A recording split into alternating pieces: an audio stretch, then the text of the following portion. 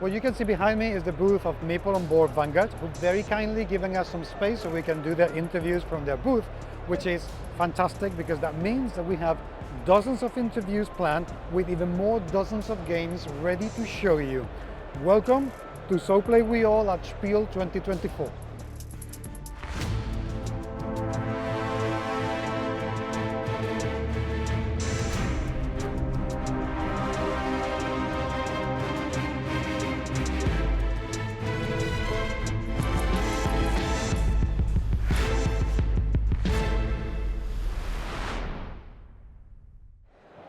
If you know anything about me, you know that Chaosium is one of my all-time favorites. I have plenty of friends in there, and they make some stunning role-playing games for 40 years.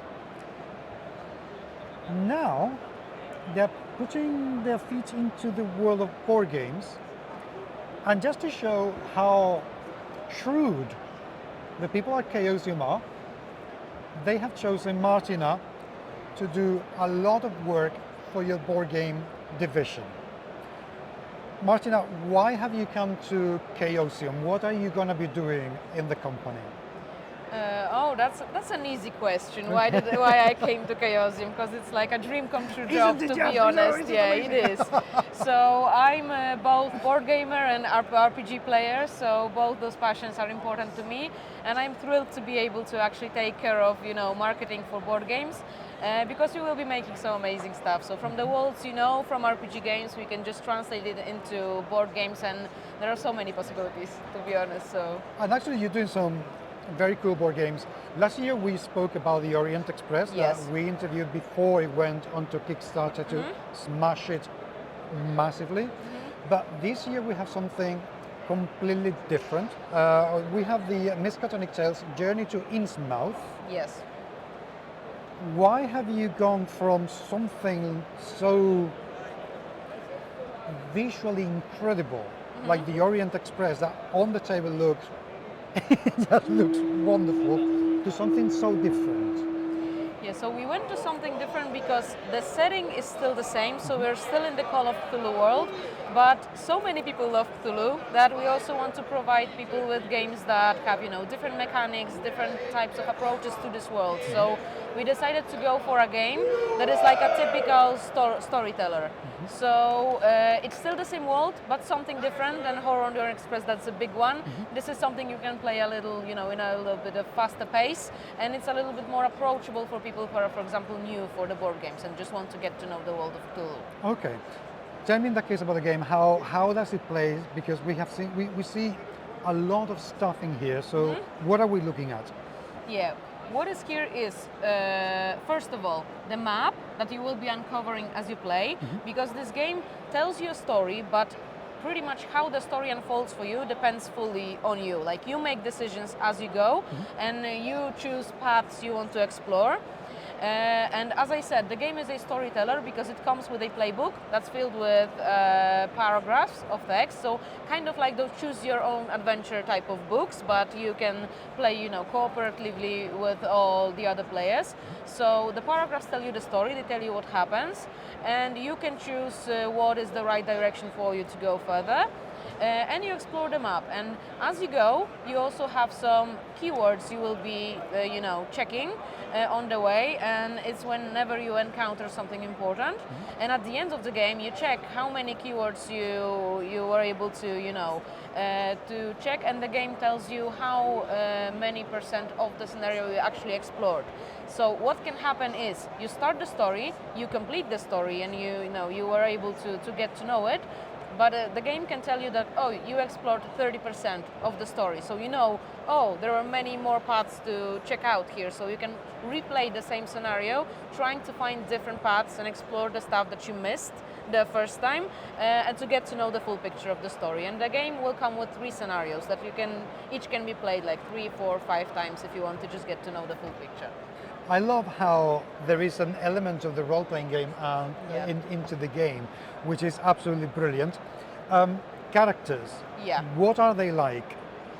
So you have 4 characters, and they will be designed, specifically for the scenarios you have. Okay.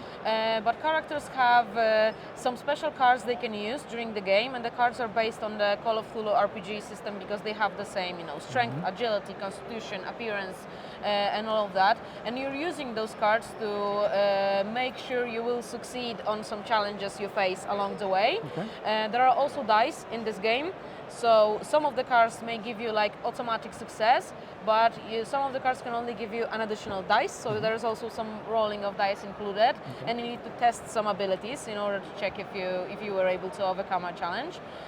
Also, the characters can be used as playable characters, and if you play with less than 4 players, the rest becomes like NPCs that can still help out. So you can use their abilities they have to help in those challenges you face along the way. There are also some objects, so characters are equipped with some starting objects, and they can also find some more as they go and as they explore. So the game always plays with 4 characters regardless of the number of players? Yes, regardless of number of players. You're just using the rest of the characters that are not played as NPCs. The game plays 2 to 4 players? Yeah, 1 to 4 players. Oh, 1 to 4, that was just players. it. There was going to be a solo mode for the game as well. What are all of these cards around there?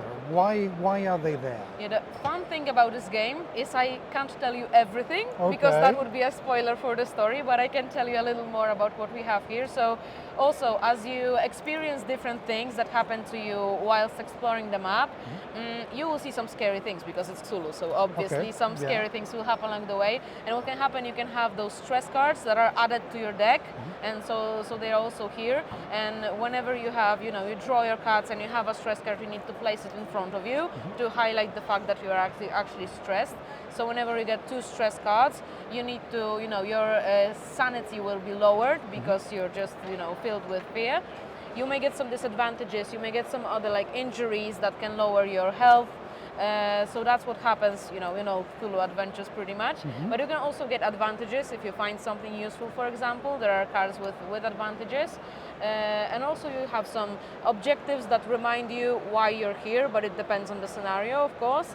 And you, of course, have some encounters with enemies. So that's the part that I would like to stay a little bit secretive about because, that's what you will find out when you play the game. Okay. This should be a very easy question to answer. How do you lose? This is also, in my opinion, it's a fun thing about the game because there isn't like a clear winning point in this game because your objective is just to explore the story, but you may lose by just dying on the way or just getting lost and not being able to come out of the cave, for example. But in general, your objective is just to explore the story, and you do it however you want. So it's like as you go, the story uncovers for you, you make decisions, and you need to get to know the full picture because you have some objective at the beginning. So the game gives you, an introduction of what we are doing here, and you think you know what your objective is, but quickly you may realize that, oh, that's not what we are doing here. Actually, now the challenge is something completely different. So that's what happens. Is there a kind of traitor mechanic for when somebody loses all their sanity and the character can become an enemy? How do the characters handle sanity? No, there isn't a mechanic. I mean, it's still a prototype, so we still will be working on it. But for now, we don't have a mechanic for becoming an enemy. It happens that some characters may just lose, and the rest of the party just continues the story. So it can happen. If you lose your sanity, if you lose your health, and your character unfortunately didn't make it throughout the explorations. What is the estimated playtime for a game of Miskatonic Tales? It depends a little bit on how you want to explore the story, but it can be an hour or an hour and a half, something around that. So a little shorter than horror, for example. Okay, no, but that's pretty good because my worry in brackets is that it could be one of these games that could take you 3 hours to play, and not everybody has 3 hours to play, but an hour and a half sounds like a very reasonable It will manageable. depend on the scenarios because it can happen that some scenarios, are a bit more lengthy than the other ones. But the one that we are working on right now and we have here to show at Spiel is about this time. Okay, that sounds very good. Availability. When is this game going to come out? For the next lesson. So we will have the final products for the next Essen. So next year around October we will be here with the final game, and now we're just showing it and getting feedback also about the game. But the cover is the final one, so this is something we also wanted to show. But yeah, next year the game will be available here. That would be amazing. And of course, I know that this is it's very early to ask this question, but I will ask it anyway. What are the plans for the future of the game? Because this feels like it can be a very easy to expand and keep going time and time again. Definitely. When we had the first meeting with the authors, because the game was designed by the authors who also designed Encyclopedia, for example, or Museum, those types of games, when we had the first meeting with them and they introduced us to this mechanic of a very exploration type of game and very narrative structure of the game, we just fell in love with it, to be honest, because it can be done in Cthulhu, it can be done in other Chaosium worlds like RuneQuest, for example. Absolutely. So we definitely see the potential of this game of just expanding and making it in different worlds. So that's what pretty much, made us, do it. This sounds so exciting, because I am going to be very honest, as usual. I thought that this was going to be another sort of trading card of Cthulhu game like the ones we have seen a million like already, which is, I don't want another one of those games. But this feels so different, and they're having to find these things and see how much of the story you have uncovered and what have you left behind, what then you come back and find out. I absolutely love that. Yeah. That has me hooked like that immediately. And it gives you motivation to replay the scenario, because when oh come on, that was only 30%, and I want to just find out more about the scenario. So that's something we also love. So. I absolutely love that. I can't wait to see that happening. Martina, thank you so much for being with me today. As usual, Chaosium delivers, which is what I was expecting indeed. So thank you so much. We'll keep in touch and keep talking. Of course. And you keep an eye on that and keep an eye on the videos, because more games are coming very soon indeed.